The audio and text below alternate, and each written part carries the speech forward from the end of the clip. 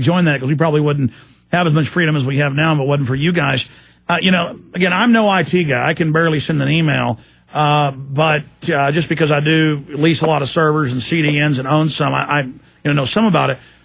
And always talking to IT people, they talk about how the free software that you're discussing, and then they semantically call it open source to try to, take away the branding and semantically control it, is a lot harder to break into, a lot harder for people to control. It works a lot better because Microsoft and everybody else, they want everything set up so they can backdoor it, they can control it. That also leaves the doors open to other bad guys, doesn't it?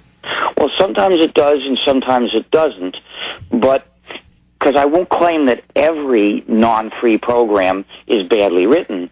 Those people are not all stupid. Some of them are very capable. It's just that they don't respect your freedom. So it's true, however, quite often they have very bad security even against third parties. For instance, with cell phones, there are viruses that can get into cell phones. So they can then invoke the cell phone's ability to turn on as a listening device without ringing, without showing any sign that it's making a call. It's still listening to the sound that comes in to the microphone, like whatever conversation you're having with people, and sending that to whoever. But you may be safer if you use a cell phone that's all free software. And there are some. There is the Open Moco phone. I don't know how well that's working yet. And I think if you get the professional version of the Google phone, then that's really free software. Although I'm not sure all of it is free software. Amazing. Long segment coming up. This one's short, but another question. And again, all these IT people and hackers send me this stuff, and it's mainline Pentagon reports and Air Force Cyber Command San Antonio, and it's the general commanding their forces to attack our own internet, to test its strengths and weaknesses. And then I've seen hackers have told me, and I've seen some blurbs about how it's really the government hacking the hospitals and hacking power plants to then have a pretext to bring in more of their own control. Are you familiar with governments false flagging or staging attacks on their own systems as a pretext to get more funding and control? Well, I don't know about any instances of that on the internet. That's not what I specialize in. So I haven't read news about a thing like that I recall. But it wouldn't surprise me that much. I mean, if you could have the Gulf of Tonkin incident, and you could have the supposed weapons of mass destruction in Iraq, then I guess why wouldn't they lie about who is? I wouldn't put it past them to stage such an attack and lie about it. But that doesn't mean that I know that they're doing so. Sure. That really wasn't in the news. I mean, there were a few stories. It's mainly bizarre hour-long video briefings with the Air Force and people. And, I'm sure you did hear about the head of cybersecurity a couple months ago quit and said, the feds are taking over the web. I won't be part of this. I mean, when their own head of cybersecurity quits, I think we have a big problem here. Yeah, I didn't read about that. And now that I've heard it from you, I'll take a look. Yeah, there's so much going on. I can't keep track of it all either, and it was only in a few articles. When we come back, I want to talk about how do we save the internet? How do we expand it? How do we make it more free versus the architecture that it seems to be leaning towards? Go ahead and start down those lines, sir. Well, my work will help you make sure that your computer is under your control. But beyond that, there's nothing that each one of us can directly do. So if there's censorship or if there is, say, surveillance going on in the internet that connects you to me, neither you nor I can simply make a change to turn that off. The only way I know of we can stop that... Well, stay there. Got a break. I'm sorry to interrupt. Got a break for the satellite. We're on the march. The Empire's on the run. Alex Jones and the GCN Radio Network.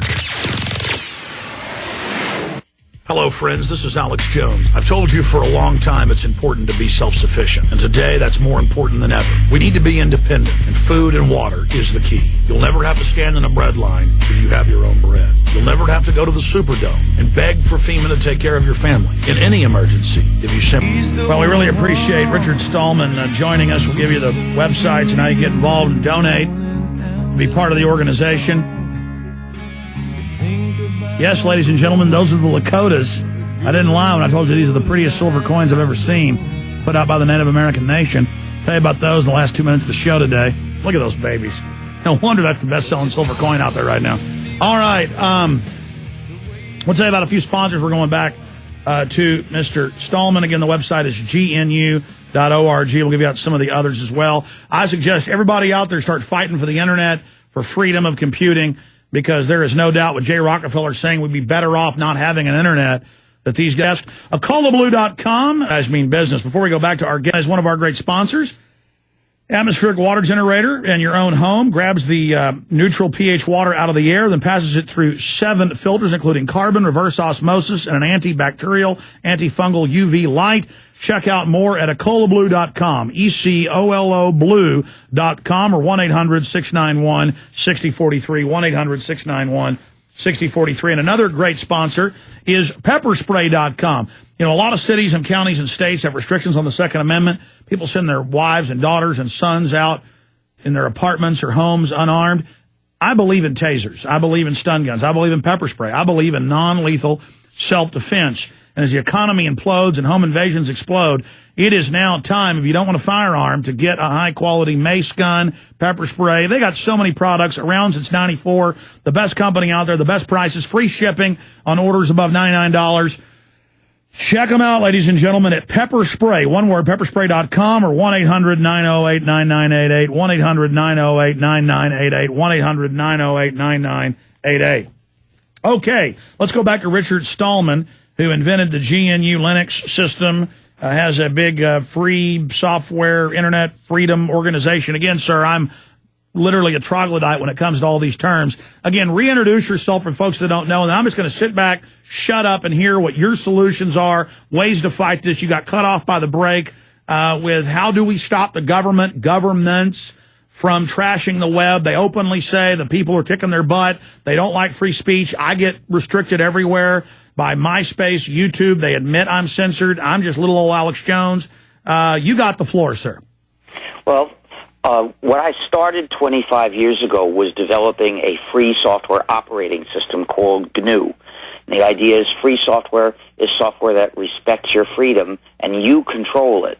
The users control it individually if they know how and want to go to the trouble, but also the users collectively control it. Any group of users that want the program to work a certain way, they're free to develop their version which works that way. Those who know how to program do it, and those who have the same preferences use that version, and if they don't like that version, they use some other version. And you can also pay people to make the changes you want. So, for instance, your show, if you wanted to change a free program, well, you personally don't know how, maybe none of your staff knows how, but there are companies that would make those changes, just as there are carpenters you could hire to make changes in your office. And they'll just do the work the way you want it done. And if you want to change it again some other day, you can hire somebody else, because nobody has a monopoly.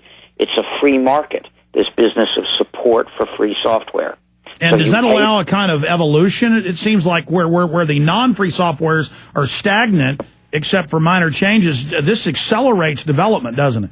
Well, it may or may not. I won't claim that all non-free programs are stagnant. That depends how much work the developer is putting in. But regardless of whether it makes fast progress or slow progress, it makes progress in the direction that the developer wants. And if there's something the developer doesn't want you to be able to do, like, for instance, access a certain file more than 5 times, he'll program it not to let you. So proprietary programs frequently have these malicious features, which we call digital restrictions management, or DRM, or digital handcuffs. They are designed to stop you from doing things. So that program may not be your servant. It may be your prison guard. And any